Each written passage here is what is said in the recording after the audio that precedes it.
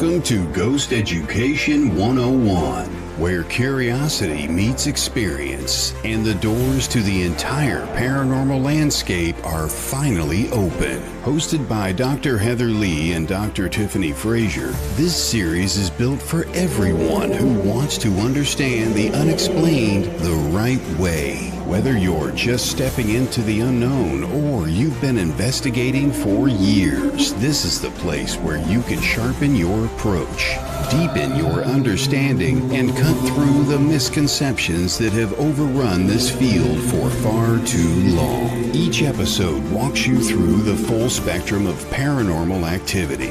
Classic hauntings, intelligent spirits, cryptids, elemental beings, poltergeist phenomena, and the modern challenges investigators face today. We break it all down.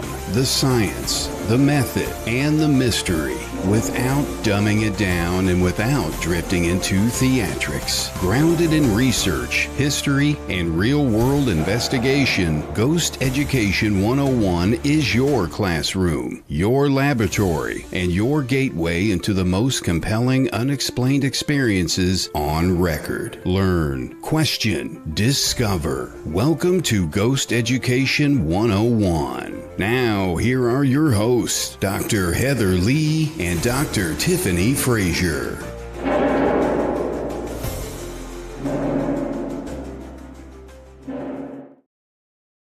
Good evening, everyone, and welcome to this week's episode of Ghost Education 101. I am super excited about today's guest. I will be bringing him in shortly. Sorry you guys are stuck with just me as the host today. Tiffany is in sunny Florida, escaping the cold weather that we have here. Granted, she's in Georgia, but she got that cold snap just as much as we did here in Texas. So she is not going to be joining us, but that makes up for my not being here last week. Thank you, everyone who did reach out to check on me to make sure I was doing okay. I'm slowly recovering, but it's getting there. But I am feeling better and super excited, as I mentioned, for today's guest. So rather than my continuing to babble on, I'm going to bring on tonight's guest. Barnaby, welcome to the show. Welcome. Hello, how are you? Good. How are you doing? I'm good. I'm here to babble, I see. I know, yes, to babble. I babble all the time. I just continue and babble on, and people laugh sometimes. I did an introduction before I realized that we were 15 minutes into the show, and I was just rambling on, and that's why I gotta stop myself. So you've been on Ghost Education 101 in the past. We had a panel on cryptids a while ago, so I'm sure that's going to be our topic of focus topic today. I also had you on my other show, Exploring the Paranormal. Always a great conversation. Love having you on the show, so I really do appreciate you taking the time to come back. Absolutely. Proud to be here. Mm-hmm. And to start things off, for those who might not know who you are, can you let us know a little bit about yourself and what kind of got you interested in researching cryptids? Sure. I am Barnaby Jones. I am the founder and lead investigator of Cryptids, Anomalies, and the Paranormal Society, better known as Wisconsin CAPS. We are a research-based group out of Wisconsin, but we travel all over the United States doing research on everything from cryptids to paranormal, anomalies, UFOs, metaphysical, you name it. We have each individual on our team represents a different dynamic. So we have cryptids, paranormal, we have mediums, psychics, different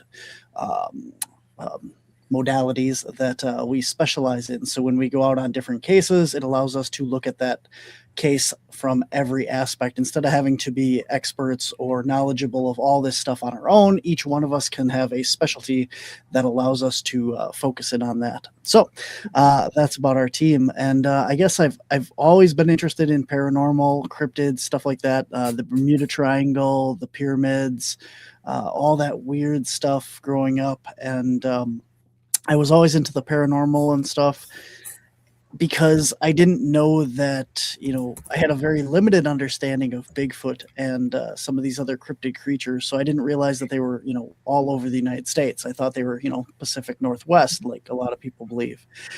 And so I focused in on the paranormal. I did some investigating, some research on that all the way up through high school and beyond of there.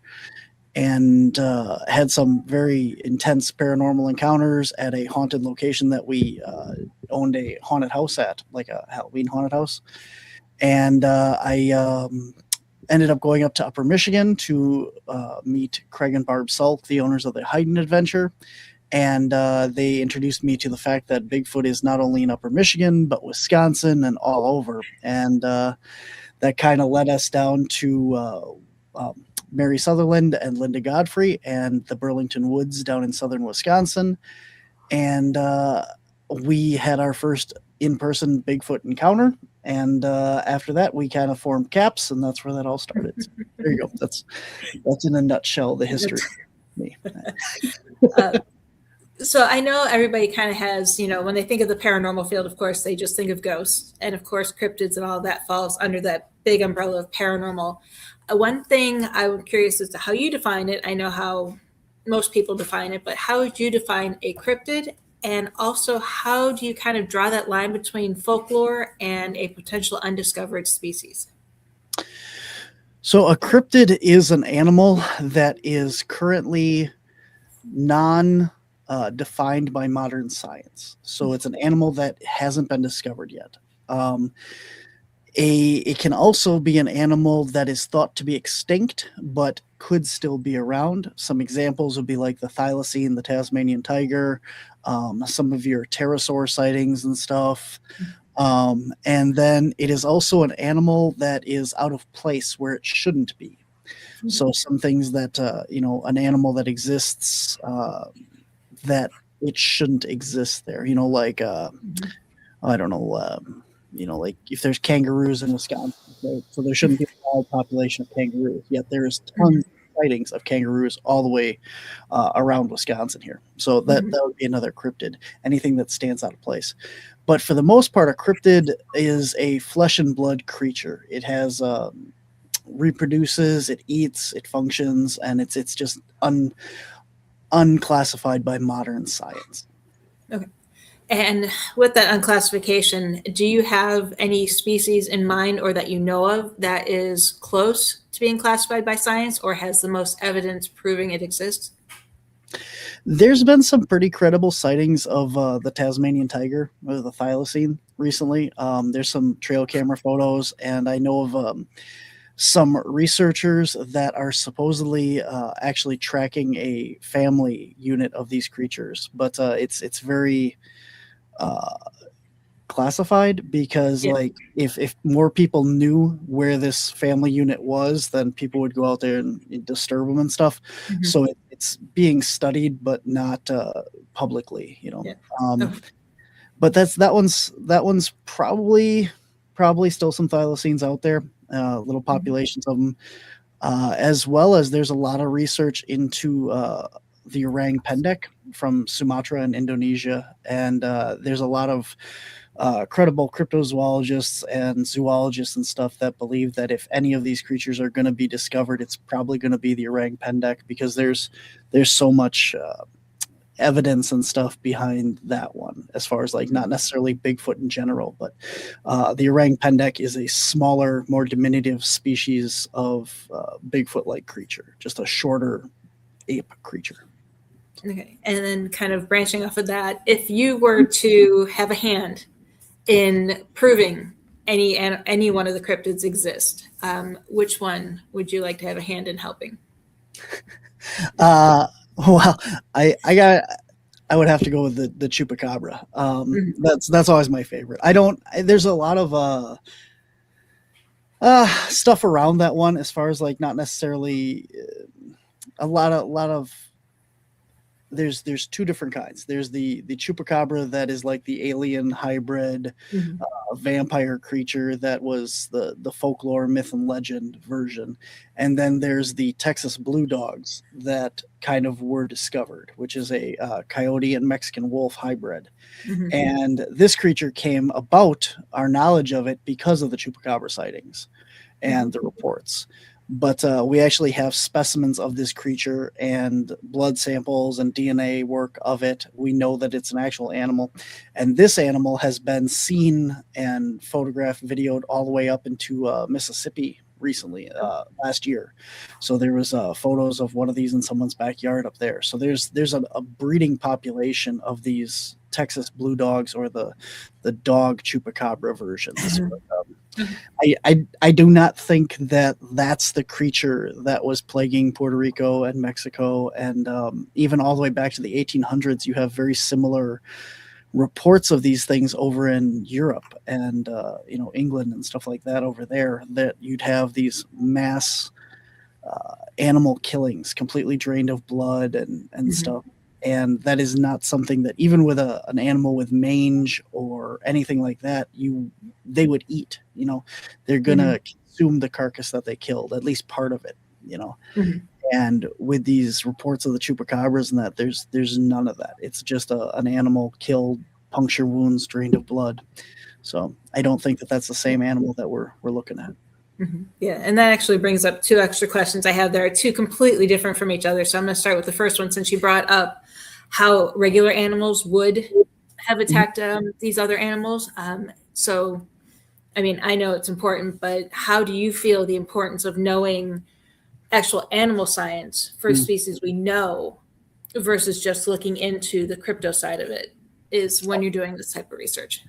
Absolutely. Because if you don't know, if you go out into the woods, I've never been a big camper or anything. I've never spent a lot of time out into the woods until I started with Bigfooting. And you learn so much. There's so many sounds and things that go on out in the woods and, signs to look for and stuff. And you really have to learn about the different animals that are in the woods before you can start looking at these other things. And looking at when I started doing Bigfoot research, I did not go to Bigfoot books. I did not go to, back to finding Bigfoot and all this stuff to learn Bigfoot.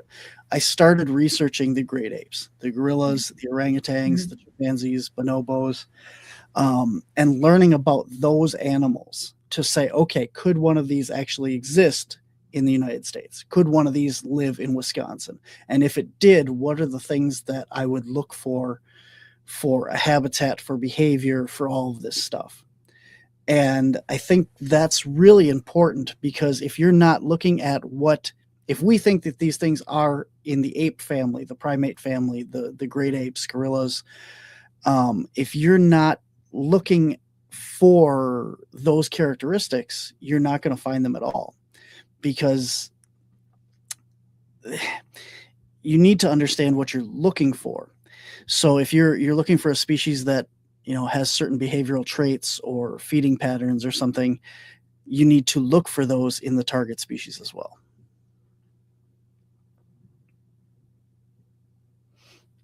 I think she froze. She froze on my end. I don't know if I froze on her end. But so one of the things, so all of your cryptids and stuff, you need to look at the behavior of these animals. So I run the show now. Hello, welcome to my show.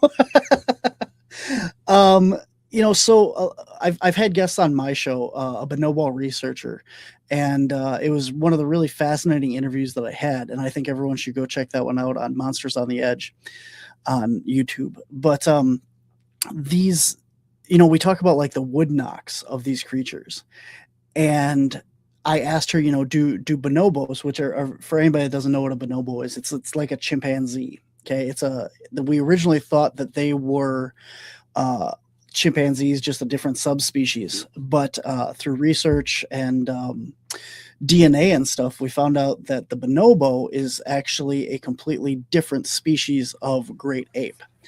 And welcome back. Thank you.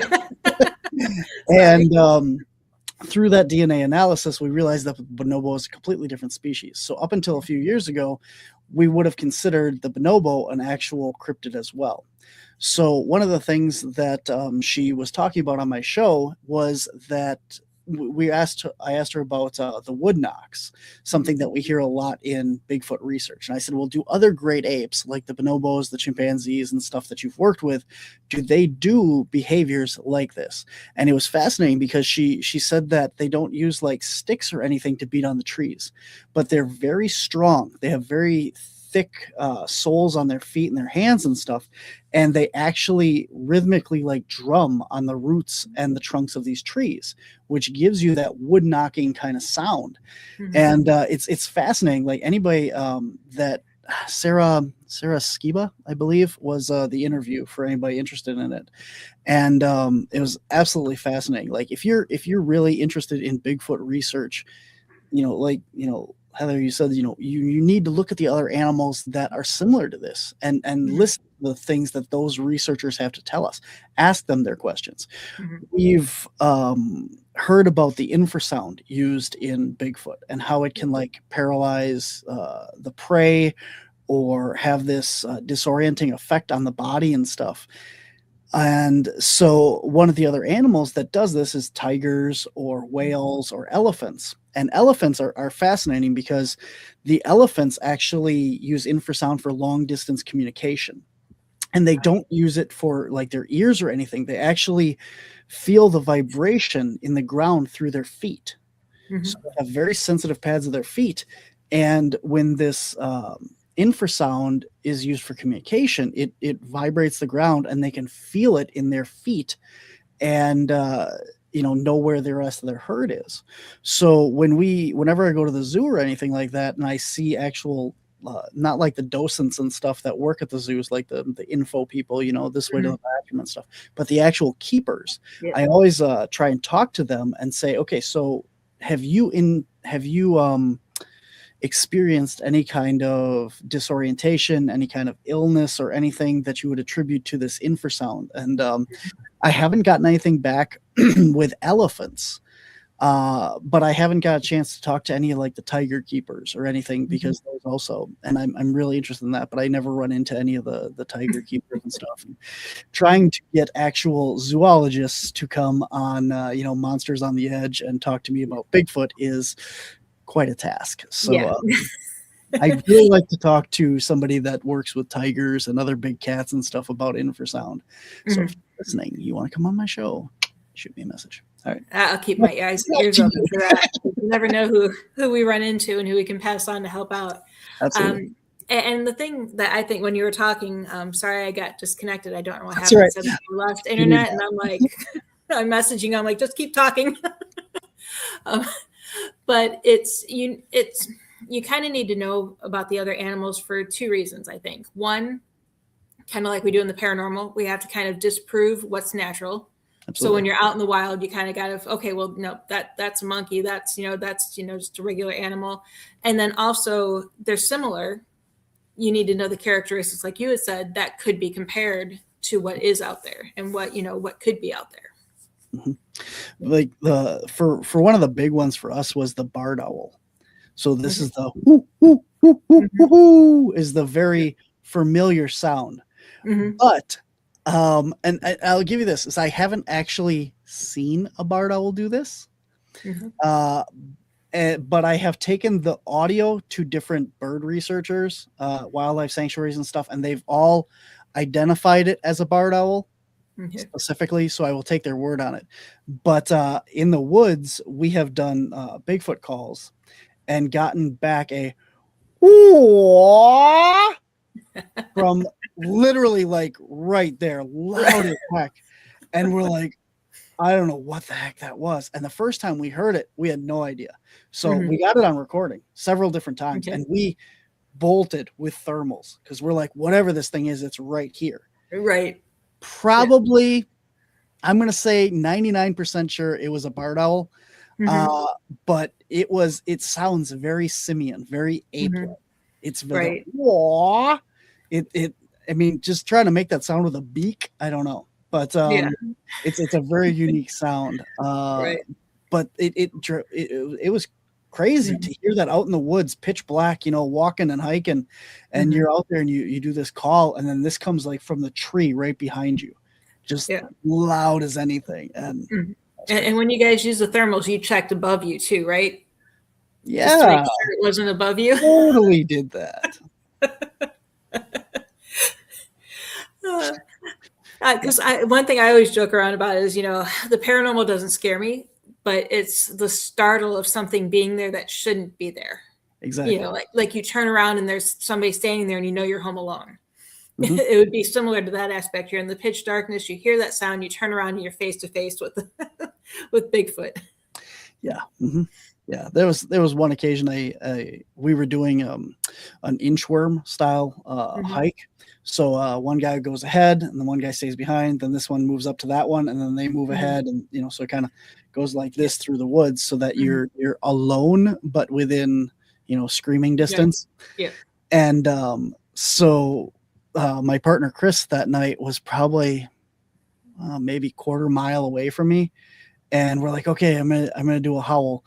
And I did that, and this "wah" came from I was in a little clearing, and it was right at the edge of the clearing. And he's like, "What was that?" And I'm like, "I think it was an owl, but it was right behind me." "It was right behind you?" And I'm like, "Yeah." So very interesting. It's one of those you want to be brave enough to look around, but yet you don't want to show fear, but you probably feel the fear. Yeah. Well, when you the first reaction of hearing that is like, okay, it was probably an owl, but this sound just comes right back, because I'm the only one out there. It's this pitch black at night. We're walking, in these woods and stuff, and me and Chris are the only ones out there. We know we're the only ones out there for miles, right? Yeah. And then this sound comes out of the woods right behind you. That's pretty crazy. But. Yeah. Yep. I had not like that, but we were investigating a location, and I walked into a room, didn't even realize I was alone. And then all of a sudden I felt what felt like a hand run down from the back of my neck down my spine. And I was like, I turned around thinking it was the investigator behind me. And I'm like, oh crap, I'm alone. It's like, yeah, that's unsettling. It's a great feeling because you're like, oh yay, they're interacting with us. But then it's unsettling because it's like, okay, what can happen? Because you never know. Yep. I've had that experience with doing Estes sessions, and we were at this haunted. Well, this happened at several locations, but this one in particular, we were sitting at this long table in a restaurant bar that was haunted, and my team was sitting on one side of the table, and then the bar owners and their people were on this side. So we were all at this long table, and I tell people, if you have to get up or something, because I tell you to get up, or we need to go look at something or something, it's fine. But try and stay seated so I don't hit you. Because if somebody moves by me, I'm gonna be like, I feel someone back here walking, and I swat at you. And it drove me nuts, because I'm sitting at the end of this table doing the Estes, and people kept walking back and forth behind me. Like I could feel it. I could feel it like in the movement of the floor. I could sense, the presence of somebody around me. And I got so upset. I took the stuff off, and I'm like, look, you guys got to sit still. And they all looked at me like, we haven't got up and moved. The guy's like, well, I turned this light off, but I just stood up. I'm like, no, who's been walking back and forth behind me? They're like, no one. And I went back and watched the video. There was no one behind me. It was crazy. And this happened on several occasions where I'll feel like things walking behind me, and I've just kind of accepted that, nobody should be back there. And this is I just kind of like, yeah, there's somebody back here, but it was insane that day. That's why I have trouble in hotel rooms, because there've been some hotels where it feels like someone's crawling into bed with us. God. And it's like, there's nobody in this room. Okay, but I get to be Big Spoon. That's it. Yeah, everybody else is sleeping. It's like, but you can feel like someone either sits on the edge of the bed, or it's weird. It's creepy. But yeah, I get that in hotel rooms. Yeah, I don't sleep much when we travel. I don't have that problem. I put my head down and I'm out. So, and I don't wake up until the alarm goes off, or I have to pee. So there have been very few hotels that I'm comfortable enough to sleep in all night long, and it's not the hotel itself. It's just with what we do, I know what's there. I've had hotels that I didn't want to sleep in all night long, but that wasn't because it was haunted. So yeah. I've been in a few of those too. So going back to the one other question, because that triggered off two questions. It was you guys, I know you said you travel all across the US. Do you also travel across around the world, or is there one place you would like to travel to do research? I think that goes back to my initial, what do I want to discover?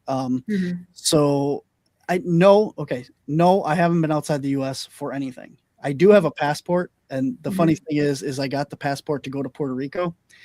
And then I realized that Puerto Rico was the United States so I didn't need a passport. But anyway, I have a passport. People. I have a passport. And I would like to go to Puerto Rico. I would like to go. I have heard recent sightings of like gargoyles down in Puerto Rico. Yep. And I think that, as time goes by, folklore, legends, and stuff change. And I think that these sightings of the chupacabra being very reptilian, spines down its back, big eyes. If you didn't know that and you saw one of these creatures, you might consider it a gargoyle. And so I'm thinking that these creatures may still be there, but they're being called something different now. And that's one of the main things with cryptozoology is when you look at any of these sightings, they say, oh, well, there was only one of these things ever seen. We only have, the Ohio grassman. We only have this creature, that creature, whatever, these names.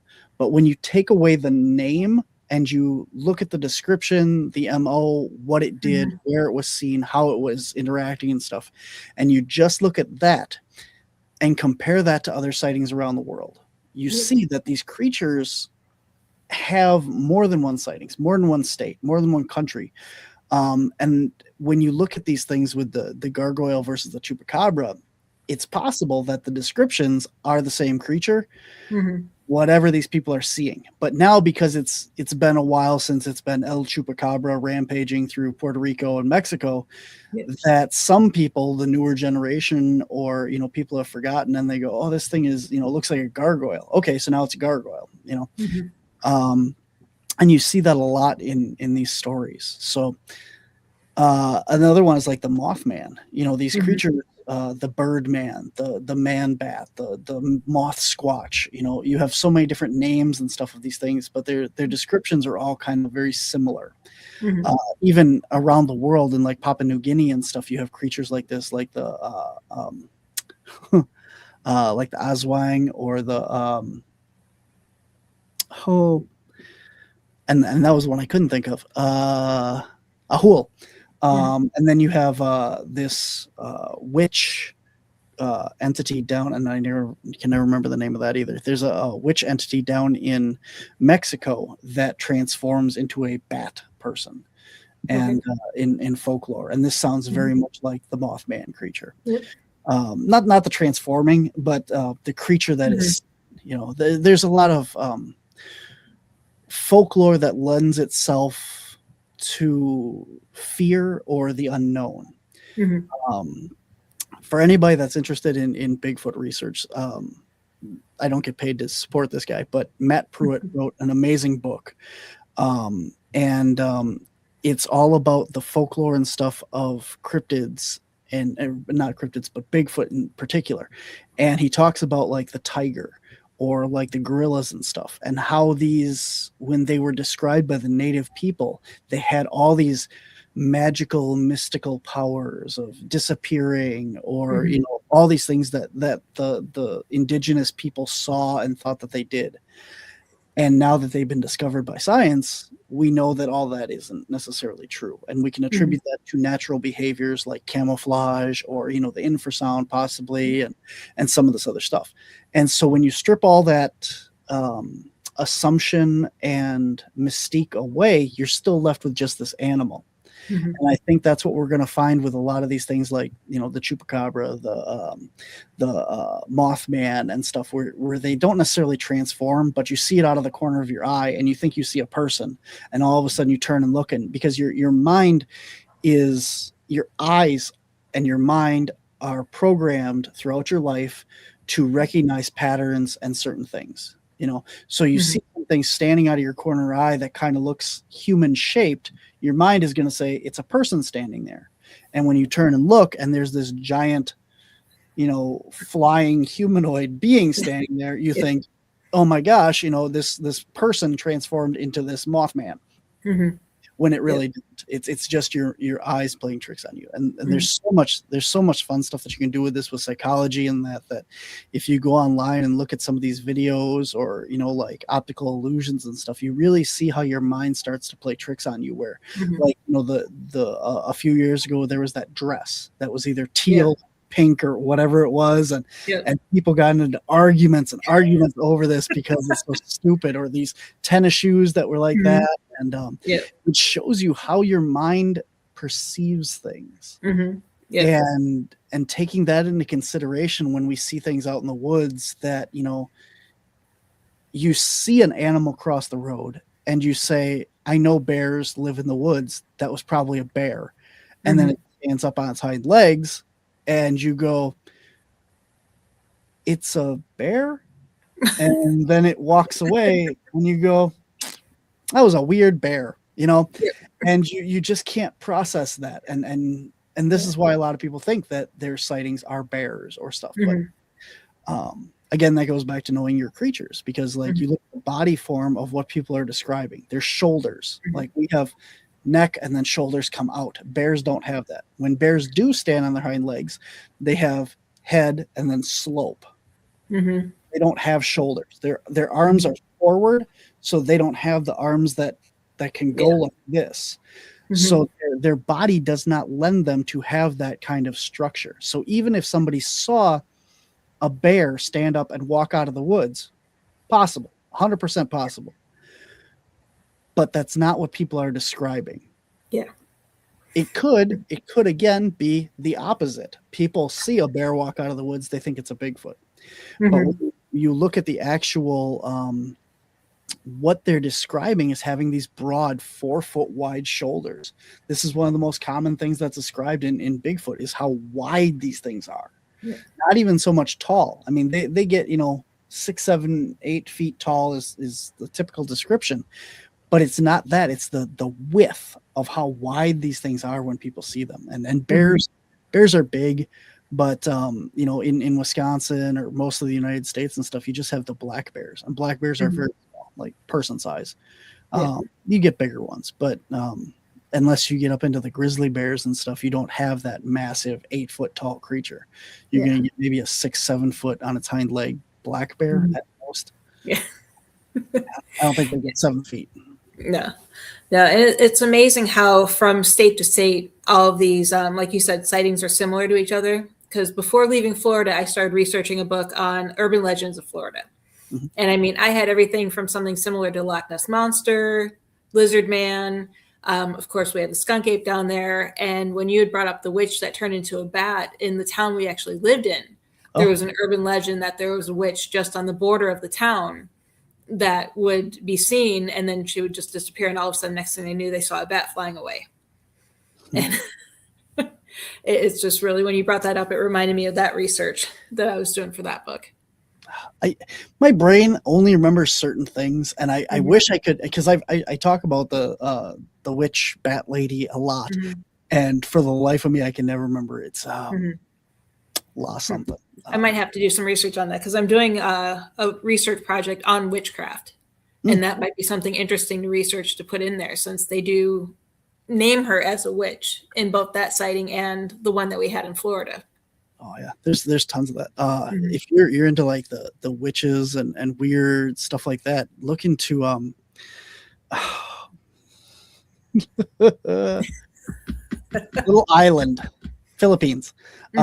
There is tons of creepy, weird cryptids over there. Yeah, there's a one woman witch, and she literally separates at the midsection. And she flies around as this like disembodied torso with her intestines hanging out and stuff. And if you can find the lower half of her when she's away at night, you can capture her and contain her or whatever. But otherwise, she's immortal and all this stuff. She's really cool. Philippines has a lot of weird stuff. Yeah, a lot of weird folk. So. Yep. So, and I always say that a lot of the stuff comes from things that people have witnessed. Because I know we have great imaginations, but some of the stories out there, it's someone had to witness something that triggered their imagination to come up with these stories. Well, that's 100% true, and that's what makes this stuff so interesting. Is all of these animals. You talk about gorillas, the okapi, which is like a large, kind of looks like a horse, but it's related to a giraffe. Long neck with brown. Looks like the head of a giraffe, but then the butt is like zebra stripe for anybody. Just for someone who doesn't know what it is. But okapis, These, I know them only because I worked at Disney and we would go to Animal Kingdom a lot, and they would talk about the okapis. oh, they're great. There's not many zoos that have them either. I'm Yeah. fortunate. Brookfield down in Chicago has a few Yeah. of them, and that's the closest zoo for me. But Okay. they're really cool animals. I like them. But so the gorillas, okapis, even the platypus and stuff like that. These animals, who's going to believe in an okapi? Who's going to believe that there's a black-haired human hairy running around in the woods? Bigfoot. Who's going to believe that this is possible? And the indigenous people are like, no, we saw it. It's out there. And there's very small populations of them. Well, okay, look at this for example. Sumatra, Indonesia. I don't think many people are aware the Sumatran rhinos. They are a very small, large pig size. Well, bigger than that. Like a, I don't know, the size of a garbage can. Big garbage can. Sumatran rhinos. Anyway, but they're hairy, reddish colored rhinos, and there's only like 60 of them left in the wild, 50 or 60. There was just one born recently, so that's great.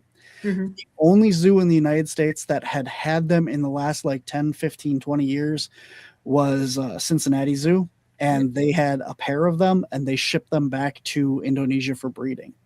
So I was fortunate enough back in the day when I was younger and stuff to go see them at Cincinnati. So I have pictures of them and that, but you don't know that these things exist. So if somebody came and told you that there was a hair-covered rhino running around, I mean, this sounds like a cryptid right there. But these are an animal. I mean, they're just very rare, very endangered. Like I said, only 50, 60 of them around.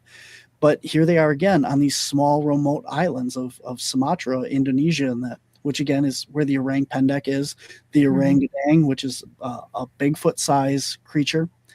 Orangutan is large man of the forest. Orang pendek is small man of the forest, and then of course orangutan, as we all know, is wild man of the forest. So or hairy man of the forest. But, And one thing, it was actually brought up on one of my shows years ago. I had I wish I could remember his name. I can't, but he also worked for the National Park Service.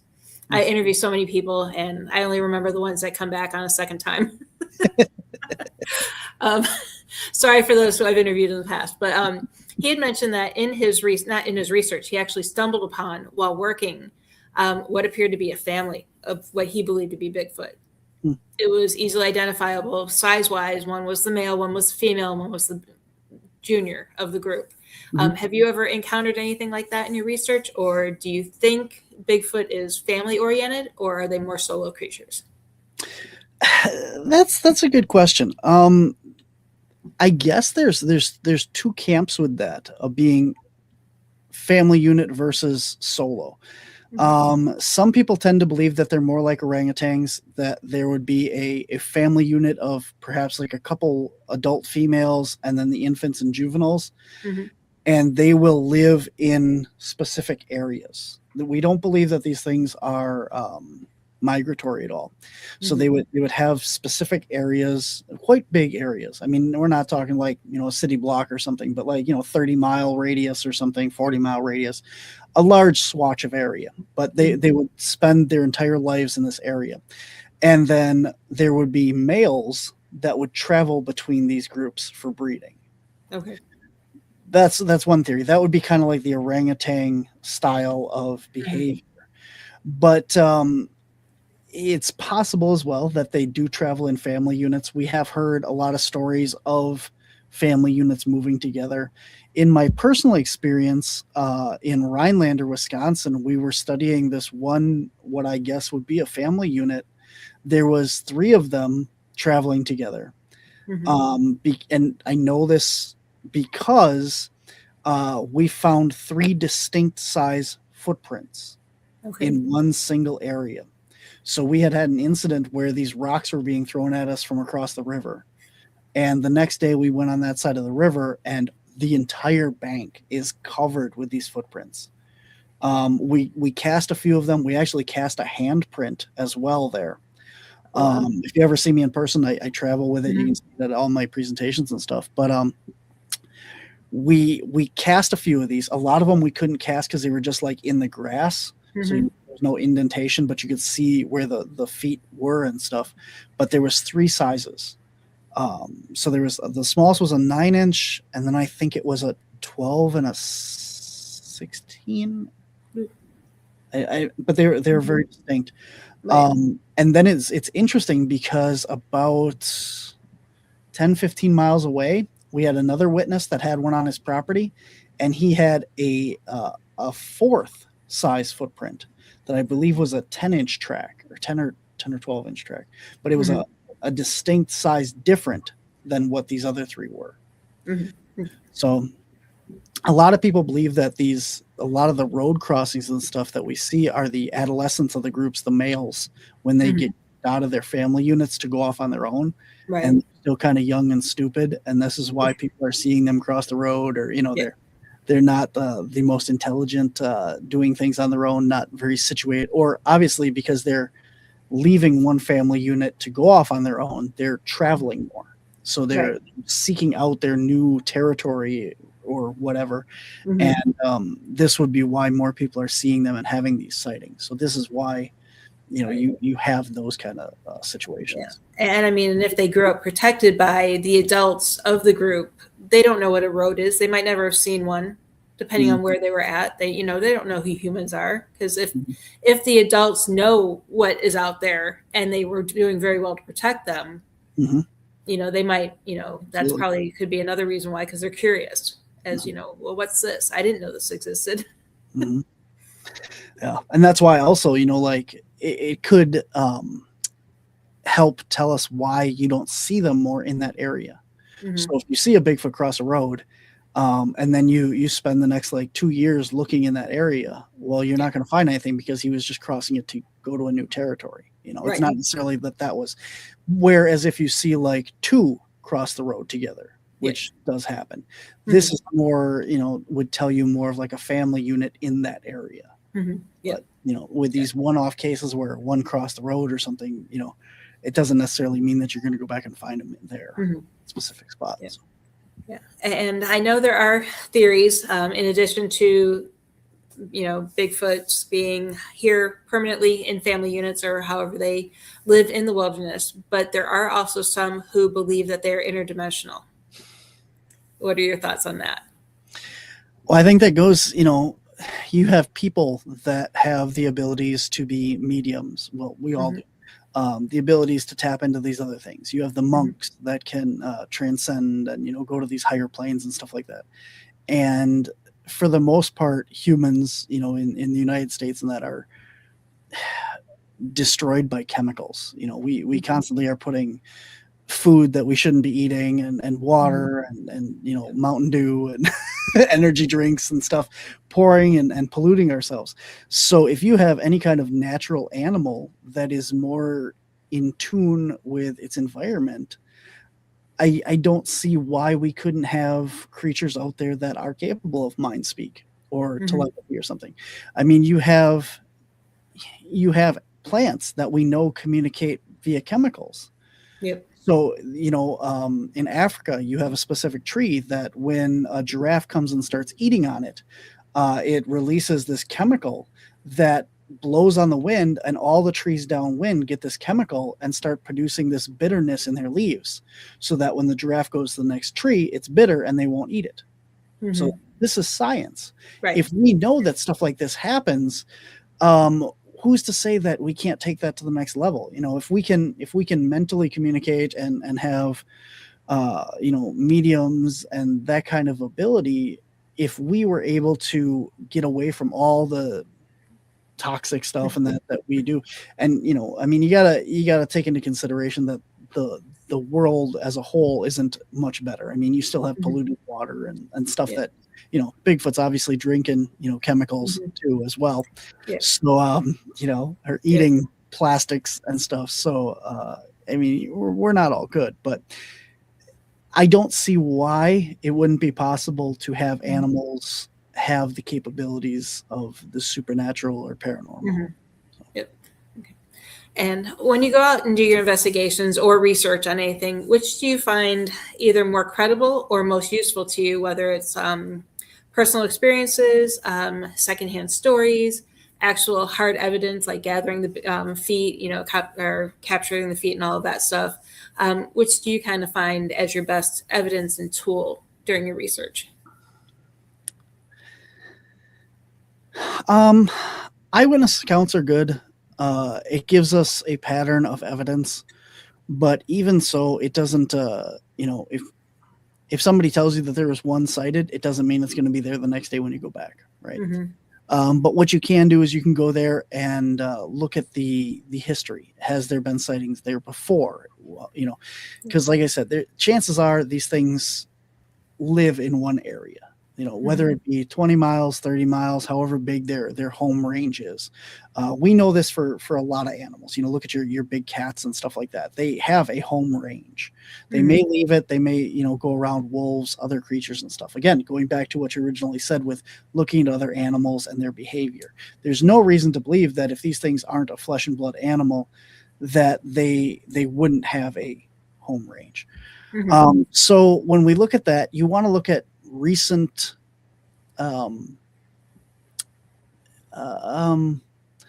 recent evidence, like broken sticks, grass matted down, trackways, stuff that's fresh, because this will tell you, if something's moved through the area. And then you have to realize, is there elk in the area? Is there moose in the area? Is there other large creatures? So your best is just an overall observation of the area. It's not one thing or another. Your best evidence is a collection. So, unless you have a body, unless you have one of these animals brought in, it's not going to be one thing. We've learned this over time. It's not going to be a footprint. It's not going to be a video. It's not going to be, any of that's going to solve this and declare a species. But if we had, very similar to the Patterson-Gimlin film, you have the video of this thing, you have eyewitness accounts, you have footprint casts that were taken at the site. If we had DNA and we had maybe a hair sample from that, we'd have a lot more to go on. So if you have all this stuff in one area that you can put to this one species, you have a lot better chance of having a good piece of evidence then. Yep. And going on the skeptic side, because with what we do every day, we deal with people who tell us either we're crazy or no, that's fake. How do you deal with skeptics? And have you ever taken a skeptic out with you that experienced something that completely changed their mind and turned everything around in their mind? The internet is a very toxic place. Yep. And I go on the internet because I have to. And I see sighting reports and I read all the comments because that's how you find stuff, right? So you see a picture and you say, okay, I saw this weird thing, and you go through the comments and you figure out where it is and you learn from this.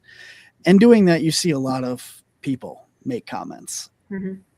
And I'm not here to start a fight. I know what I've seen. I know what I've experienced, and I'm not here to prove it to anybody else. I know what I've experienced. It's 100% fact. I believe these things are out there. I've had too many experiences that can't be explained any other way. And it's not my job to prove it. And I'm not going to get into an argument with somebody online or in person. If you don't believe it's, legitimate, you've never had an encounter. So that's where I stand on that. I have taken people out on several expeditions for caps and events and stuff like that. And we have come back with, I can't necessarily say 100% Bigfoot, but there's been some weird stuff that's happened out on some of these expeditions. And they're like, I don't know what that was. So we've heard audio. We actually last year at the Wisconsin Cryptids, Anomalies, and Paranormal Convention, we took 3 different groups out into 3 different parts of the woods, and all three groups saw the same UFO that night. So it was really interesting. We went out Bigfooting, didn't find a Bigfoot, didn't hear or have any evidence of Bigfoot, but 3 different parts of the woods, well over a couple miles apart, no communication between the 3 groups, all 3 groups saw the same UFO. So that was really cool.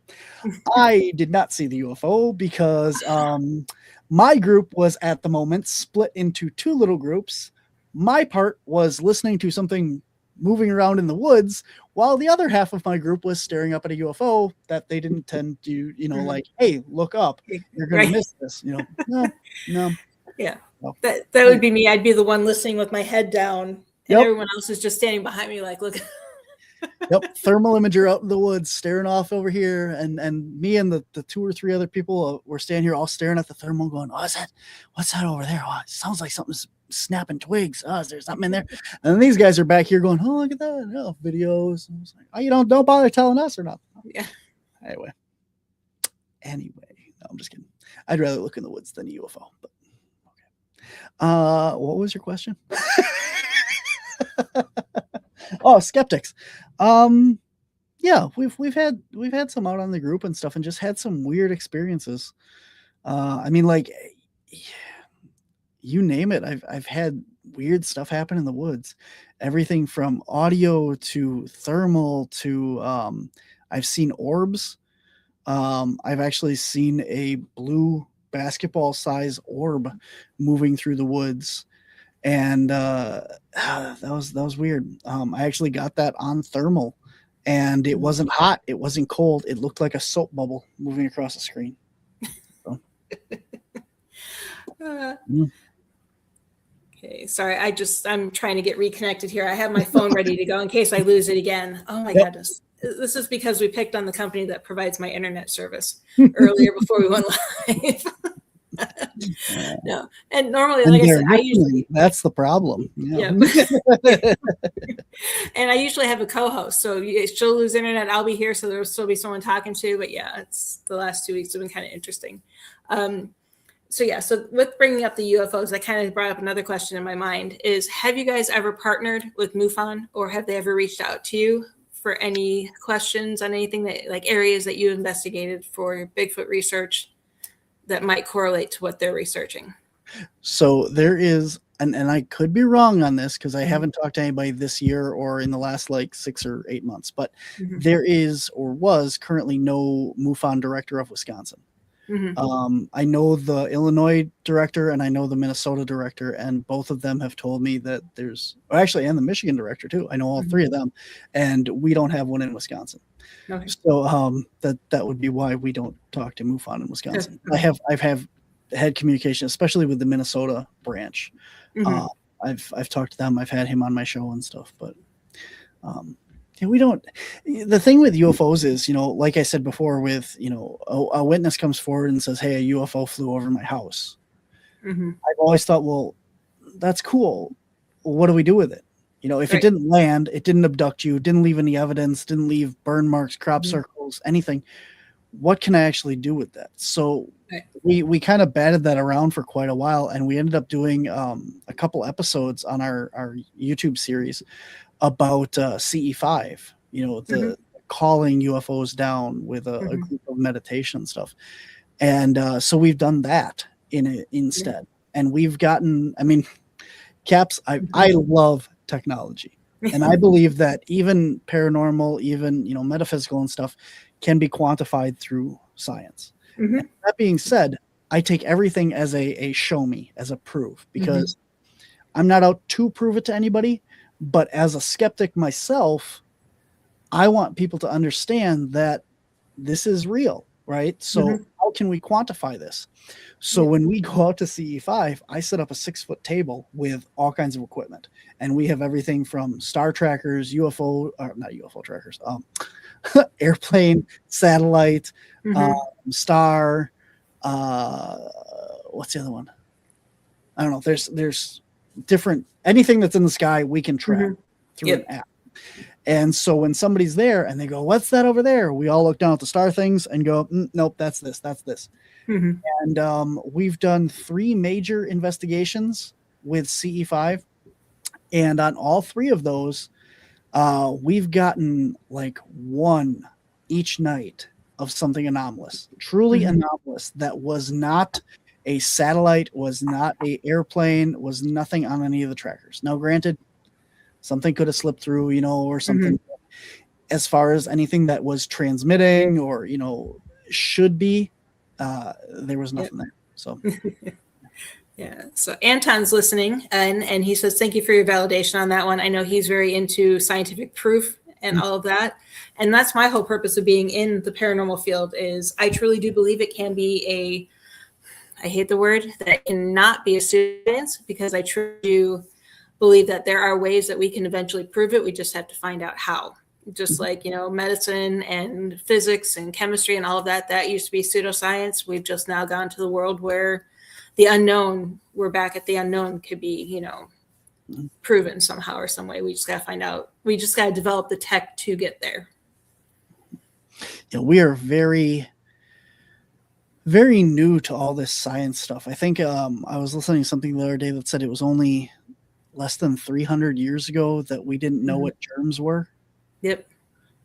So all this, like where did disease come from? Where's all this airborne stuff? These little microorganisms. 300 years ago, we didn't even know what that was. And science is, we all think that science is the end all be all of, okay, well, science says this. But when you look at science, I mean, look at, you go back to Da Vinci and all these guys, back in the day of, early astronomers and stuff like that, we thought that the sun and everything revolved around the earth, right? We're learning constantly, about the planets, the solar system, the things that are out there, everything that we think we know about science is constantly evolving and changing. And the things that we learned of as a kid in school is wrong. Like, there's 9 planets, right? Yep. Well, yeah. Yeah. I still say there are. I'm not changing on that one.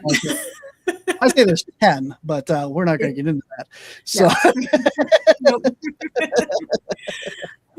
but there's constantly new stuff. Like, okay, in my cryptozoology presentation that I do, I talk about the platypus. So here's a creature that is absolutely, bizarre. Everything from, it's a mammal that lays eggs. It is venomous. It has just amazing creature. And in the dark or black light. That's where I'm going with this. So everything that we thought we knew about this thing, and then for whatever reason, a scientist sticks this thing under a black light and realizes that it glows. It has biofluorescent. It glows, not bioluminescent. It doesn't glow on its own, but it glows under black light.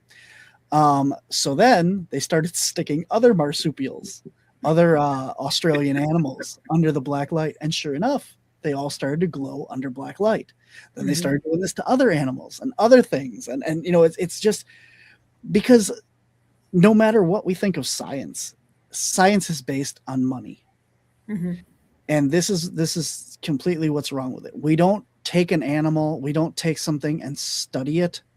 We study it because domestic house cat. Okay. If we take this animal and we think we know everything there is to know about these things. We live with them. We have, veterinaries that are experts in these creatures. But, we take one and look at the eyes of this cat. And the only reason that we look at the eyes is because we want to see, okay, they can see well in the dark. How can we use this to help people see better? That's what we look at. We don't look at the cat. We look at parts of the cat that could help humans. Right. Because that's what we're paid to do. A lot of scientific discoveries were made on accident. They're not somebody set out to discover something. We didn't set out to discover penicillin. We didn't set out to discover radioactivity. These were accidents. And they changed everything that we know. Everything that we know about science is based on the discovery of these things. But they're complete accidents because someone was studying something else. And that's the problem is, we don't know what we don't know. It's possible that all these things are interdimensional, that every animal out there, can go in and out of this realm or into another realm or whatever. We could do this. Some people believe that we have, people have, claimed to go through portals and end up in a different world or a different timeline or something. Did you, how can you say that this stuff is made up or fake or they're full of it when you didn't experience it? A lot of the brightest minds that we consider today would have been stuck in like insane asylums and Yep. mental institutions back in the day. Mhm. Because it's the autism and all this stuff that people have, was considered a disease, Yeah. and you would be stuck in an asylum or something because of that. Yeah. And nowadays we know and understand the difference in this stuff and realize that it's not what it was. Mhm. Yeah. Yeah. Yeah. And it's funny because one of my guilty pleasures is watching the TV show Ghosts. I've just fallen in love with that show. And when you're talking about science is like more recent, one thing that I didn't realize, and I actually had to look it up, is they were talking about dinosaurs on the show. And the Revolutionary War ghost was like, oh, that's, a bunch of hogwash. That's all made up and everything. And it's like, that was only, discovered in the 1820s. Correct. So yeah, it's amazing how new science really is when you think about it compared to the lifespan of, Earth. Yeah. Yeah. Well, like, I want to say it's 1920 or 1930 was when the lowland gorilla was actually described by science. Mm-hmm. So Yep. we didn't have gorillas until the 1920s, 1930s. Yep. So that's, gives you an idea of how, like, science is very new to us. And the things, the technology advances and the things that we have come through, whether it be alien tech or whatever have you, we still figured this stuff out very recently. We've gone from, an entire room computer to a cell phone, in a very short amount of time. I mean, less than 100 years or something. Yeah. That, we've gone from, yeah. Yeah. And I mean, and if you ever get down to Florida, go to the Florida Everglades, because I've heard rumors from several people who have visited. I wish I knew exactly what part of the Everglades it was. I can easily find out though if you ever go down. But a friend of mine, he was a park ranger down there, and there was one particular boardwalk that he would have to walk, and he said crossing over that boardwalk, it was like going into another dimension. It felt completely different on one side, and then he would walk the boardwalk back out, and and he would be back, in what he called reality. Yeah. It was just, it was absent of sound. It was completely silent. And he's like, you just knew the minute you walked in. And I've heard other people say, and I've read other stories, that this particular boardwalk kind of takes you into a whole nother world. Great. I recently had an experience right here in my house. So we all know the familiarity you have with your house, right? You can turn off the lights, and for the most part, you can walk through your house and not stub into anything or know anything. Yep. So I take a nap before work, and I woke up and I walked out into my hallway. So there's my bedroom, and then a hallway, and it goes down the hall to my bathroom. And on the one side of my hallway is these two totes up against the wall. And then on this side, there's a ladder that goes up to my attic, and it's just leaning against the wall. Mm-hmm. They have been there for 3 years. I mean, things don't move around in my house very often. They've been there, we'll say, at least 3 years. Okay. So twice a day, at least every single day, I walk past them, walk down this hallway, past those two totes, this ladder, go to the bathroom. And I woke up, got up, and I walked out into that hallway and instantly felt that something moved. Like the totes were closer and that the hallway was narrower. And it completely threw me off, because these totes have not moved. That ladder is in the exact same spot. Nothing's changed. Okay. And so I went, that was really weird. And sometimes when you wake up, you're a little groggy still, and I thought, okay, whatever. Went to the bathroom, turned on the shower, went back down the hall to get my stuff to, get ready, and that came back out, and I went, okay, now we're going to see. And I walked back in the hallway, and it was the same weird feeling. And I'm like, something's different. Yeah. Like there's just something different in this hallway. Mm-hmm. And I walked in the bathroom, and my shower has like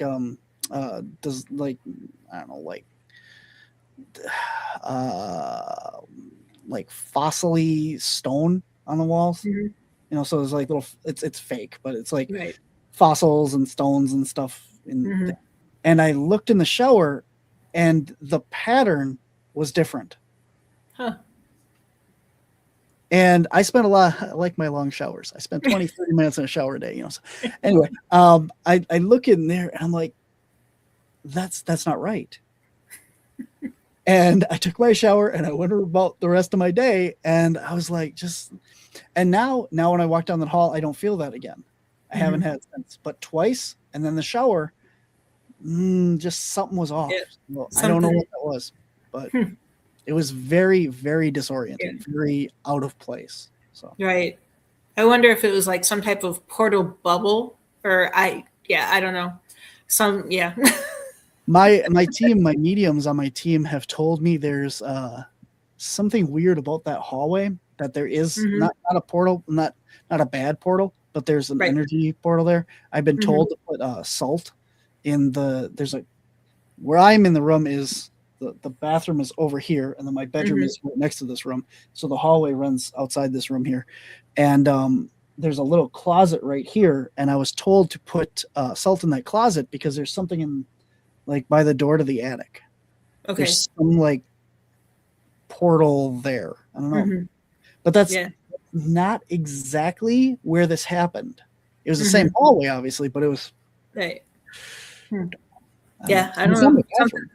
Something hiding in the attic that comes down every once in a while when it thinks it's safe. You know, just an energy of some sort. Interesting. Interesting. You got to investigate your own home. No. This is one thing you do not do is investigate your own. I know. You send someone else into. Yeah, that's right. Send someone else to kick things out.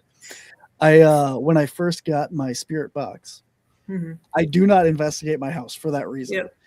When I first started CAPS, we were going down to the Burlington Woods, and my house, I have lived here since 2007. I've never had a paranormal experience in my house. I have never had anything aside. When I first moved in, there was a bathrobe left in my house, and I have an open staircase. So I threw the bathrobe over the railing to the bottom so that I could take it and throw it away. And it hung nicely on a nail on the wall. I thought you were going to say it got thrown back up to you. No, it was hanging like somebody picked it up and hung it on a nail on the wall on the stairwell. And I was like, that's the only thing that I ever happened in, up until CAPS that I would say was paranormal. And that was the first week we moved in. But since then I've never had any experiences here. And then when I started CAPS, we were going down to the Burlington Woods pretty regularly, which is everything from Bigfoot, fairies, UFO sightings, everything down there. It is like a hot spot for you name it. And legit, we've gotten evidence for everything down there. It's fabulous freaking place to do research and portals and all kinds of stuff. But so we were going down there and I was packing up my gear in the living room. And again, nothing ever paranormal happened. And I heard footsteps upstairs. Distinct footsteps upstairs, and I'm like, okay, okay, whatever, So then they started coming down the stairs, and I'm standing in the living room, facing the staircase, and I'm just like, well, I can't see it because the stairs goes up behind the wall, so I can just see the bottom of the stairs from where I'm standing. And I'm waiting for something to come out of there. And so I'm like, all right, you want to do this? I got out my camera, plugged it in, turned it on, went, all right, come on down. You want to make noise? You want to be in my house? Show yourself. Do something. Nothing happened. Turned it off. And a plastic soda bottle that was in my kitchen flew across the room. So I got a bunch of salt lamps and other things to protect my house from all this stuff. But anyway, I don't investigate the house for that reason. It stays outside. I leave it outside. I'll go visit you. You don't come to me. And I'm a firm believer in that as well. The very first day that I got my spirit box, I wanted to turn it on and give it a try. And so I turned it on. And the only thing that came out of there was here to help. And I went, good. All right. As long as you're here to help. I don't want to talk to you though. Bye. And I turned it off. Oops. But clear as day, the thing goes, here to help. Like, And I do have something to go off of that one, but thank you, Grace, for chiming in. Oh my God, I can't talk tonight, but yes, tapping the hearts and the likes do help out the show. So show us your love. Let us know you're here. If you guys have any questions for Barnaby or myself, let us know. But yeah, we're doing an event, and a local museum asked us to come out, and I usually don't use the spirit box too often but we bought one for the event because guest satisfaction. They want to see, what they see on the shows and all that stuff. So we bought it, and my son's like, let's test it out. And I'm like, get in the car. We're going to the park. Yeah. And we went to the park, test it out, play with it, and learn how to use it. But yeah, our home protected top to bottom. I've only had a couple spirits. We lived in an apartment in Florida, and I called him George, but I would see him walk from the front door into our son's room, because my son's room door was right by the front door. And I'm assuming someone who had lived there in the past, or just someone, it was like more of a residual thing because it happened the same time every day. But then we would also smell smoke, cigar smoke. Check outside, nobody's smoking near the apartment. I just go in the house and I'd be like, dang it, George, stop smoking. Instantly stopped, gone. So we had that. And then in Vegas, we had one, he almost would check on me. We investigated, our team, we had meetings at a local place that we couldn't disclose, but we would go there. They let us investigate as long as we shared what we found. So that way they knew what was there. And we'd stopped going for COVID. And in my kitchen, all of a sudden he appeared, and it was more or less just, okay, you're okay, I'm good. And he disappeared. So nothing bad has ever gotten in the house, but I do leave a little leeway for the good spirits to come in and just make themselves known and be like, hey, we're kind of watching over you type of thing. But yeah, I would never do an EVP session. I may take photos around the house if I suspect something's there, but I'm not going to be like, hey, show yourself. I'm not going to do what you did. We did investigate. It was our first live investigation on CAPS on our YouTube page that we investigated my mom's garage, because that is haunted. And that was really, really interesting place. But we didn't get anything really that night. But growing up there, we had all kinds of, the garage door fly open, radios would turn on and off, the lights would flash. And she took, when they first built the garage, she took pictures, and there was fog in the building, and you could see faces in it. And there's no fog. I mean, there was no fog machine or nothing in the building. It was empty at the time. But there was this just fog captured on these pictures, and they're really interesting. So you can see them on the fog. Yeah, catching fog is real interesting too, because we did an investigation of a home, and a lot of activity was happening in the daughter's room. So we were taking photos, and she had a vanity with a mirror, and you could see the whole room. So you could obviously see there was no fog in the room, but you would have one picture, clear mirror, second picture, fog at the bottom of the mirror, and then third picture, clear. And it's like, we did everything we could. And that's kind of a creepy feeling to know that you're in this room and this is what's happening in the mirror. I think it's worse when you get home. I did, for clarification, I guess I shouldn't say I don't do anything at my house, because when we were shooting the Urban Legends episode, I did set up an entire vanity and stuff to do Bloody Mary. And I tried that, and that was a creepy experience. Even though I didn't think anything was going to happen, I did it 100%. Like, we're going to do this. I set up meters and all this equipment and stuff and cameras, but I didn't get none. But I did that. That's one of those where you don't think anything's going to happen, but in the back of your head, it's like, what if? What if? Exactly. Yeah. It's like, am I going to screw myself here on this one? And yeah, exactly. That's what you always got to be prepared, because you never know, Yeah. And sometimes we purposely do stuff and not record it, because that's when you get stuff that happens, So. Yeah. So, and then I still have several questions. Hopefully I can get through them. We have about 45 minutes left. But cryptids fall in the category, I'm assuming, biological, because you've had some proof and stuff like that. Because they're biological, do you feel that they truly do fall under the umbrella of paranormal? A lot of people put them under paranormal. I would say that there are creatures that are classified as cryptids that are paranormal, that I guess shouldn't be cryptids, like Mothman. Right. I would not consider Mothman a typical cryptid. It definitely falls under that category, but I would say that if the Mothman exists, the characteristics of the creature and what it does and its MO and stuff are not biological. They don't follow into the same aspects of what a cryptid should be. So that would fall under the metaphysical paranormal side. There are some other creatures as well. A lot of this falls under like the folklore and mythology side of that. But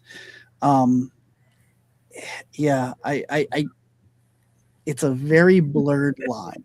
We'll say that. Yep. Yeah, because it's one of those, it's weird because when you think of paranormal, like we mentioned earlier, you mostly think of ghosts and, demon spirits and that type of thing. You don't always go into, not a lot of people, realize that UFOs fall under that because they consider almost UFOs their own branch, even though it's under the big umbrella of paranormal. And I don't know, I think they all have their own category that they could fall in under. Yeah, I agree that UFOs get branched under that as well. But I, for the most part, I feel the UFO community does not think that they're paranormal. Like, I feel as much as when you go to a convention and you have the aper, we're flesh and blood Bigfooters versus the woo metaphysical balls of light Bigfooters, that those guys don't get along. That the UFO community and everybody else, I feel there's a big disconnect there. Yep. Yeah, because I think I'm going to start leaning towards like the UFO side of it, because that's where a lot of the research that I've been working on is leading us to. So it's kind of like, okay, we're headed over this way unintentionally, by accident. So with that though, are you extraterrestrial or interdimensional UFO? Still trying to figure that out. Yeah. And this is, I follow very closely. I do a whole presentation on the government disclosure and the hearings and all the stuff that's going on right now with Congress and stuff. And the fascinating thing is all of this isn't pointing to outer space. They all talk about these things like they're here, just not all the time and not in our realm. And when like all these star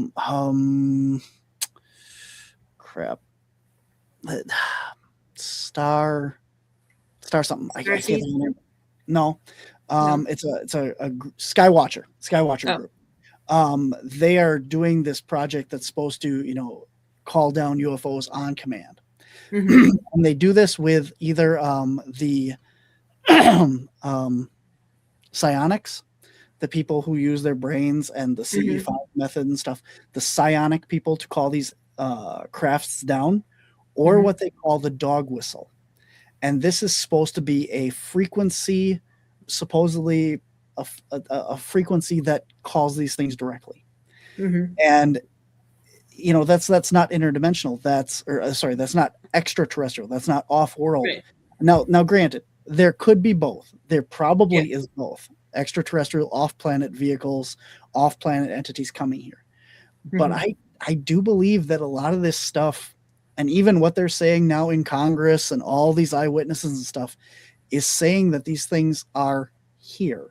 That they're at a different vibrational frequency. That's why this dog whistle calls them into being, because we're using that frequency, that harmonics, and bringing them through. Which also, if you look at this again for the science aspect of it, the technology and using this for validation, it makes sense for a lot of your claims and your science backing, because I am big on the electromagnetic spectrum. Okay. So the electromagnetic spectrum is frequencies ranging from very low frequencies, which is your radio frequencies, your television frequencies, your cell phones, and then it gets higher and the waves get smaller and faster, and then you get into the visual light spectrum, red, orange, yellow, green, blue, indigo, and violet. And then as it gets faster, you get up into the radioactives, your microwaves, your all that stuff. So anybody that doesn't know what it is, that's your electromagnetic spectrum. It's a big graph. And when you look at this and you say that these beings and stuff kind of materialize. And what's interesting is some people do describe like a purple glow of these things or something, which would be your violet light, the top of our visual light spectrum of this purple light coming through. And a lot of times they leave this radioactive residue behind with them, which if these things are coming from a higher vibrational frequency, which is radioactive, and coming down into our visual light spectrum, they would be going from a higher vibration of radioactivity to a lower vibration of visual light and then back. This also explains why these things could travel through transdimensional mediums, through walls, through mountains, through water, because at those higher vibrational frequencies, they can penetrate different things. Now, look at this from a scientific aspect. Your cell phone, when you're in a metal building, it acts as a giant tin can, a Faraday cage.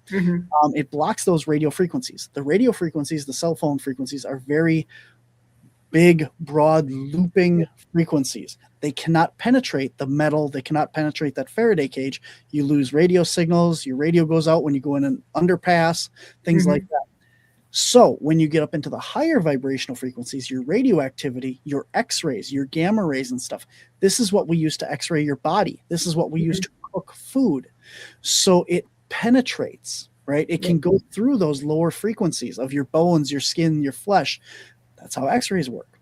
These are your higher vibrational radioactive frequencies. So if these elements of interdimensional extraterrestrial beings are vibrating at that higher electromagnetic frequency, when they lower that, they're able to penetrate through anything that's vibrating at a lower frequency. So they can go into mountains, they can go into water without disturbing it or anything. So science, it's really cool. There you go. Yeah, because we've actually, and that's where the paranormal ghost side of it ties somewhat into that, because we've had investigations, and I've heard others have investigations too, where they take Geiger counters with, and that moment of paranormal activity, whether someone got touched, there's an EVP, there's, a visual, there's a slight burst in radioactivity in that single moment that activity started. So that kind of ties everything with what we're doing. What's interesting is people have done this with Bigfoot and stuff as well, and other cryptids and stuff like that. We had one case where we had this property, and we were able to go on there, and there was different stick structures and areas where we thought had Bigfoot activity, where sightings were happened or trail camera images were captured and stuff. So we literally took the Geiger counter around to those specific locations, took baselines of the entire property, different areas of it, and then these specific spots. And now, this is not radioactivity that's going to hurt anybody. This is not anything that's off the charts, clear, distinct difference. We're talking micro levels of difference of higher elevation. But the areas that we specifically had activity, trail camera images where we knew that these things had traversed and possibly have been, did have a elevated level of radiation. So it's interesting how it all ties together. So I know one time that we had you on, we had talked about the one project that I work on with Project Umbra and the Hetman project. Yes. Have you had any experiences? And we're launching it again. We're still working on a few things. We've had some road bumps, and but I know you had mentioned that you had filled out our questionnaire and that you had some experiences. Anything new happen? Not new, thankfully. So we work a property that had a Hetman entity there quite a bit, and very malevolent being, to the point where we would be having discussions with other spirits of the property, and they would say he's coming, he's whatever, he's coming back. Everything would go quiet, and then just this malevolent presence came over, just dark, just chills, and then it would be, get out, leave, you're done, all this stuff. And then that would lift, and then the other ones would come back and go, okay, I'm back, and it's like just a clear night and day of that. And so we brought Ellie Weisensell from my team in, and we had Rez, who you had on last week, and Stephanie Lynn, also on my team. And myself and Stephanie and Rez created a safe bubble. We used our bodies. We created this circle, and we trapped the spirits that were in the building that wanted to stay. And we said, okay, we want to talk to you. So we're going to create this safe space. And we actually were able to have a decent conversation with these spirits without this thing coming in. And so we found a little bit about it. And then we're like, okay, we need to get rid of this thing. And so we started working on this, and we had all of our equipment lined up across this room, from a shadow detector, and then there was ghost balls, REM pods, EMF meters, and literally one by one, each one of these devices went off as something came through this room towards us. And it was one of the most intense, creepy, just as it moved in. So after several tries and invoking Michael and other archangels and other stuff, Ellie was able to trap and get rid of this entity from this property. That's good. And since then, everything has been upbeat and fine, and all these new spirits have come forward and said, oh yeah, we couldn't talk before because, you know, now we can talk. We've learned names. We've learned more about them because they're more able to talk to us now. And I mean, all the employees and stuff at this place haven't had any of that dark depression or just bad energy. And it's a much better feeling there now. So that's good. Thankfully, since then, I have not had any interactions with the Hat Man entity. So, no, it's our research has gone. My goodness, I can't keep up with the different tangents it's gone off on. We've gone off on everything with possible UFO encounters, that he's related to that. Some say he's a watcher. Some say he's malevolent. Some say he's there to protect. And it's like, okay, which one is he? We can't keep up. But we're in the process of we started putting together a book with all the stories we've captured or that we've gathered from people. And it's going to end up being like a 4-volume book. Wow. Because we have so many people have come forward and they're willing to share their stories and let us publish it. And it's going to be interesting. So, because with each story, we're also doing research. And I'm not one for calling out entities. I'm not a Zach where, you know, come get me type of thing. But there are some locations that we know he's been present at that we're going to actually try to go investigate and call him out politely. So I'll be honest. I agree with that 100%. Every ghost that's out there is the spirit of a person who passed. They need to be treated with respect. I'm not come on, do something, you know, I'm not that person. This thing ticked me off because when you're trying to have a conversation with another spirit there and it's too afraid to talk to you because this thing comes in, I went off on it on a couple occasions. And I'm like, if you're so tough, if all these other spirits are afraid of you, throw me up against the wall, do something to me, you know, come after me and do this. If you're that tough, make my equipment go off, do something, you know, prove that you're this big bad entity that they're all supposed to be afraid of. And nothing happened. I'm like, so what are you? You know, what is this that you think that you are? Why is everything here afraid of you when you show up? You know, and it's like, you're nothing. You're it's a bullying on the playground. And we didn't get none. I didn't get thrown. I didn't get scratched. I didn't get nothing. You know, so you know, and I understand that. I do not recommend that. Don't get me wrong. Like I'm not that kind of person. I don't do this.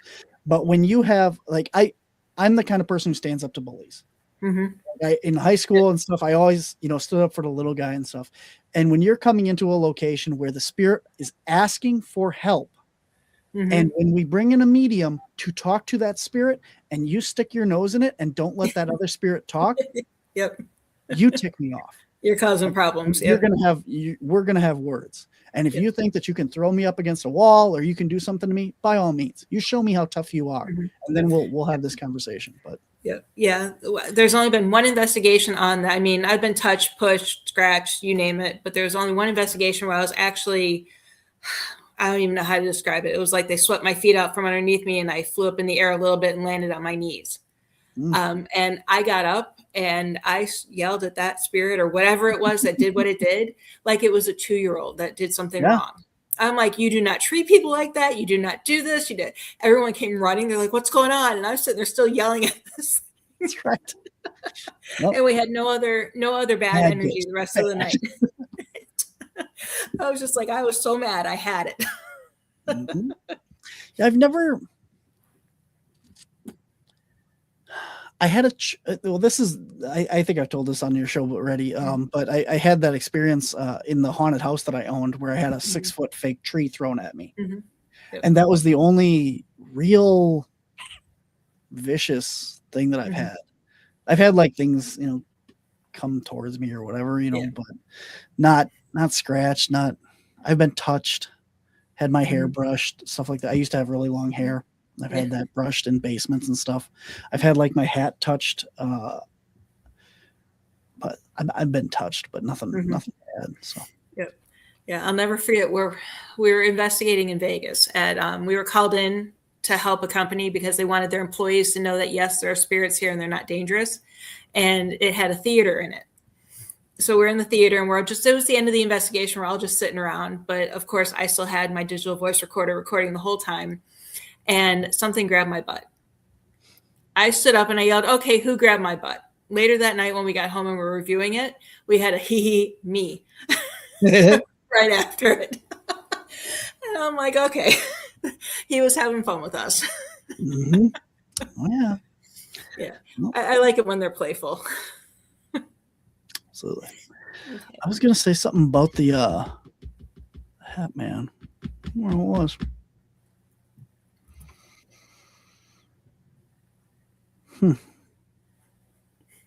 Nope, that's gone. It'll come to you after we're done. Yeah.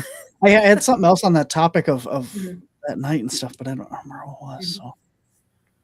Oh, do you find in your research and stuff with these stories, to me, with the people that have come talk to me and shared their encounters, it almost seems like a Grim Reaper, like they're in charge of a soul or ferrying souls or moving souls of some sort of containing that soul or helping it cross something of that nature.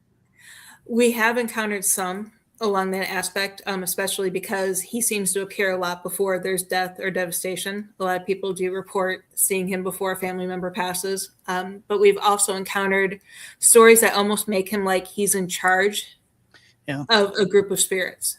Like he's in charge of shadow people type of, it's like he's the leader and then there's a whole bunch of his little minions running around doing whatever he needs to do. We have noticed similarities in stories on that. Interesting. Yeah, that's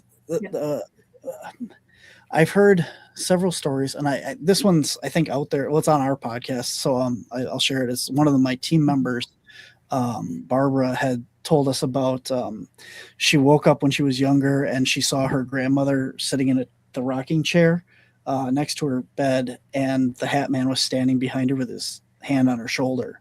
And she said, like, help me. And she freaked out and ran out of the room. And she's like, okay, well, I need to help my grandmother. So the next night she woke up and saw the same thing, and she yelled at the Hat Man and he disappeared. And then her grandmother said, thank you, and disappeared. So stuff like that. I also was at a convention, and a lady told me about an encounter she had where she was at this house, and there was like a long sloping driveway going away from it. And she looked out the window, and this Hat Man entity was coming up the driveway, being followed by like this whole parade of ghosts. Long story short, but those were. It seems like kind there's like a lot of Piper. Kind of like he's in charge or like holding souls. In the case where we had him at the building, it seemed like he was holding these 3 child ghosts there, and wouldn't let them cross over, or wouldn't. He was just like hanging on to them there. And we have crossed those over. We have crossed the children over now at this point and everything, that they're fine. But that's also why we got rid of him. So because one thing we have noticed is there is the 2 main things that stick out is, one, it's usually children that are having these encounters, or parents of children that are having the encounters, and then also the Rh negative blood type. What is your blood type, if I can ask? I don't know. I know it's not Rh negative. I know that much. I am B positive. I don't fall into this group. Okay. We had this for Thanksgiving. We had a Untold Radio Network show special, and all the Untold Radio hosts were on the same show together. Okay. And well, this would be like Doug Hychek, the creator of Monster Quest, was there. Dean Bertram, all kinds. I can't remember. There was like 7 of us on the show at the time, and then all the people in the audience. And like 9 out of 10 of the people in the audience were all O negative. All of the show hosts except 2, myself and one of the other ones, were O negative. All of the show hosts on Untold Radio were O negative. That's crazy. Yeah. That's crazy. And we're I know I knew it. I know I knew it at once, but that's not something. And and it's one of those. I should know. I know I should. Probably should. But and yeah, because I always know, and now I'm looking it up. I'm probably O negative as well, because I've always been told that I can donate whenever. Those people in the audience, if I can ask, what is your blood type? If you could put it in the comments, if you know it, I would appreciate that. So I'm interested. Yeah. So next time I get my blood work done, I'm going to ask them to type it just to make sure. But for some reason, from when I was little, I think I remember it being all I remember is universal donor, and I just did a quick search, and that's O negative. Yeah. So yeah. So, but yeah, we've been finding a lot of RH negative is a common ground for a lot of the paranormal encounters or Hatman encounters that we've been, especially the ones that lose time associated with it. So, and the other thing we just recently found too, we've been researching missing 411 cases and overlapping them on a map with Hatman encounter sightings. And they're all within so many miles of each other. They're like in clusters together. So it's getting kind of interesting. Just take all the Hatman encounters, all the missing 411 encounters, all the cave systems, and all the Bigfoots, and I bet you they're all the same. Yep. And I wonder, again, this is going back to the conversation we had that night on Thanksgiving. Is that because we were talking about crystals and quartz crystals under the ground and stuff like that have high levels of activity? And if these areas that have a lot of quartz, do they have activity because there's quartz there and there's high levels of quartz creating energy in these areas? Or is the high levels of quartz manipulating us so that now there's 2 of you? Look at this. Yeah, it's yeah. Do the high levels of quartz interact with us in these areas and allow our higher vibrational levels to see these things?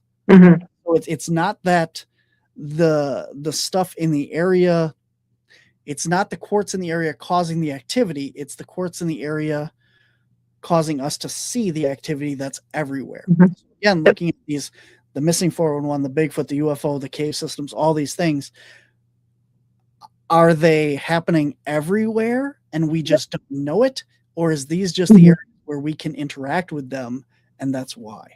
That's so fascinating to think about and delve into those things. So. Yep. Yeah, you and I need to work on some projects in the future, because that's the other, ironically, that's the other case that our project I'm working on is the Superman theory. I've been in touch with scientists in the UK where areas of quartz crystal, why is there a higher reporting of paranormal encounters in those areas? And that goes with is it trapping the energy? Is it conducing the energy? Or is it making us know it's there? Yeah, that is fascinating. I am so intrigued by that. And the fact that quartz just in general is so weird, because we think of it as a rock, and it's not. It's not even like a solid. It is a hyper in motion substance that is a solid, like as we think of it. And that's crazy in itself. And the fact that, like, again, going back to the conversation we had on Thanksgiving on our network and stuff, that we use it in so many things, from technology to timepieces to cell phones and everything, that quartz is such a universal piece that we can use. And, the stone tape theory of, is there data trapped inside these quartz crystals? Like a floppy disk back in the day, or a CD-ROM, or a hard drive, and it's stored in these quartz. What if quartz isn't actually a rock or anything at all? What if it is just solidified data? Yeah. Exactly. Okay, well, climb out of that wormhole. All right, you said you had other questions, so no. What other wormholes you want? I do, but real quick, going back to the cave systems that you were mentioning earlier too, the one thing that we found interesting is when we were going through old hieroglyphics, we have found some petroglyphs that resemble the Hat Man, which is was very interesting. Yeah. I mean, that goes down the other rabbit hole. This is one of the things that I would like to research and go into. Is I'm gonna tell the story. My favorite episode for anybody that watches Doctor Who is Listen. And it's Peter Capaldi, and he starts the show with the proposition of what is underneath our beds, what is always in the corner of our eye, what is always there, and if there's something there, what would it do? And he writes this all on a chalkboard, and he turns around and he's like, "What would you do?" And he turns around, and written underneath it is "Listen" on the chalkboard. And that is my favorite Doctor Who episode, and it's absolutely mind-boggling, because we're all not okay. The majority of people will say are afraid of your closet, underneath your bed, what's coming up the stairways behind you, these liminal spaces. Why are we afraid of our closet? What is underneath our bed? What is chasing us up the stairs? Why do we all have these irrational fears of a small closet? It's a closet. Something get in there, It's because we don't see it every day. Or, it's not part of our daily because it's closed. So why are we afraid of this? There's no reason for that. No. We had a basement in our house up in Illinois when I was younger. And even we lived there until I think I was 23, 24. And even at that age, I'd go down in the basement to get something, and I'd start going up the stairs. Halfway up the stairs, something would just tell me to run. And I just ran the rest of the way up the stairs. And I don't know why. It's just something that I did. I hated walking across my mom when my mom was my mom's house growing up. I had my bedroom, and then I had to walk across the top of the stairs to get to the bathroom, and I never liked that. I would always dash it felt dark, and that was turned off, and the lights. So one of my favorite things here is my house. I have Alexa, and always listening. You can't say, and I have that because no matter where I am, I can turn on lights, and I don't have to get the light switch. I just call my savior, and she takes care of it for me. When she doesn't respond, then I freak out. But for the most part. But then she starts doing things that aren't there, and then I freak out even more. So I'm sorry, I didn't catch that. No one was talking to you. Okay. On my phone, I can't put the comments up across the screen, but Anton said that non-observable spaces, such as you don't observe your bed every day, or, you're not always washing the closet type of thing. So yeah, I completely get that. But I've only had one interaction with an Alexa. We have one here, but we just never plugged it in. Yeah, no. But we're investigating a home, and it was weird. It was the same home that I was attacked in. But once we got done with it, we're all sitting down in the dining room, and I was talking with another investigator, just chit-chatting, finishing up the day while everybody was packing up. And I had just been diagnosed with chronic kidney disease stage 5. And I hadn't told anybody outside of my family. So none of the researchers on the team knew about it. I'm standing next to the Alexa, and all of a sudden it pops up, chronic kidney disease, and gives the definition and all the things that could cause it. And it's like right next to me on the counter. And I looked at that, and I'm like, oh crap. And it couldn't have read it from my phone because my phone was in the car, because I always leave my phone in the car when I do investigations. So it's like, I'm not sure she can read, but she can definitely hear. So yeah. But yeah, and we weren't even talking about kidney disease, nothing. I hadn't even told anybody, and it started reading this off while I was standing next to it. And I'm like, okay. Creepy, but very cool. Yeah. Yeah. And then I started laughing, and the investigator was like, well, what are you laughing about? And I told him, I'm like, hey, I was just diagnosed with this a couple months ago, and I hadn't told anybody. And he's like, hey, I'm going outside. So before we get going, we have about 15 minutes. Oh, go ahead. I've heard some people that have started using their apps on their phones, their text-to-speech, and they'll turn on speech and just set it down and see if they get anything. I haven't had any luck with that myself, but it's very interesting to see what you could get as far as if something could communicate that way. So we've tried it a couple times, but yeah. That I might try, but these spirit apps on your phones, I don't think I would try them. Yeah. No, definitely do not recommend. If you have a spirit box, get a spirit box radio, like an actual radio that is not an app on your phone. Your app has your location, your information, your names. It can listen, it records. Yeah, it's yeah. Even if you put it on airplane mode, it knows more than you think it knows. So we have 15 minutes left. I have a quick lightning round for you, and then we'll go into talking about the event that you have coming up, and then we'll close everything out. Real quick, 4 questions. Which is the most underrated cryptid?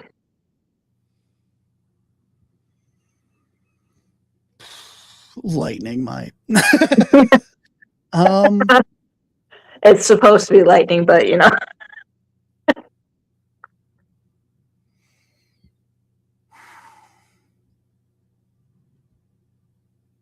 No, the screen hasn't frozen. I'm just thinking. Boy, I don't know. Underrated cryptid. Yeah, here I am with the tough questions in the lightning round.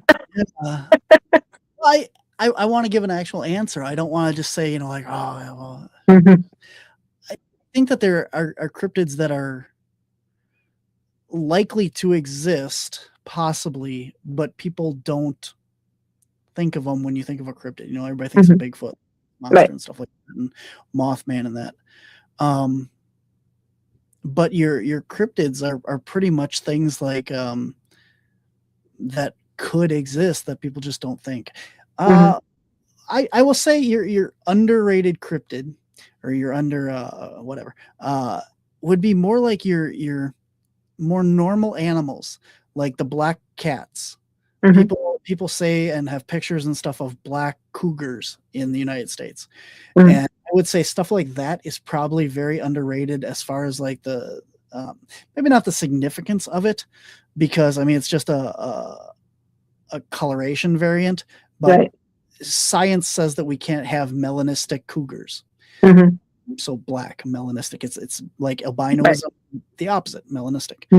And there's no reason that we couldn't have a melanistic cougar, black panther, black jaguar, or not black jaguar, cougar, panther. You can't have a black one of them, but you could. I have several pictures of albino ones that have been captured. So I would say stuff like that would be your there you go. Okay. And which cryptid are you most skeptical about? Well, I would say lake monsters. I would say that there's a pretty big skepticism there, because not that they don't exist, but that they're not what you think they are. A lot of people think that the Loch Ness monster and other these creatures are like plesiosaur type dinosaurs, long neck, big pudgy body. But your original sea monsters and stuff that were reported back in the oceans and stuff were actually serpentine or snake-like. And when you look at the bodies of water and the science behind it, it looks more and more like the Loch Ness monster, if it exists, would be a large eel. And that is pretty scientifically credible.